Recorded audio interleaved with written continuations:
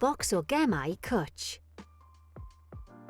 Categorïau, chwaraewr unigol. Mae'r gêm hon yn brawf o gof dan bwysau.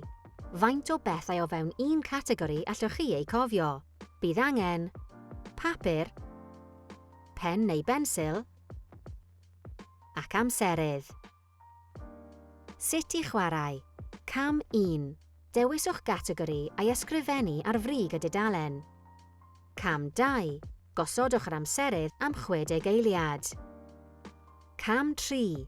Ysgrifennwch nifer o bethau a gallwch o fewn y categori hwnnw. Cam 4. Cyfrifwch yr holl eiriau ac ysgrifennwch y rhif mewn rhywle gweladwy. Am her ychwanegol gallwch ysgrifennu geiriau sydd ond mewn un categori yn dechrau gydag un llythyren benodol. Er enghraifft, bwydydd môr y canoldir yn dechrau gyda'r llythyren B. Gwneud categori yn benodol iawn. Gwneud categori yn ddoniol neu'n wirion.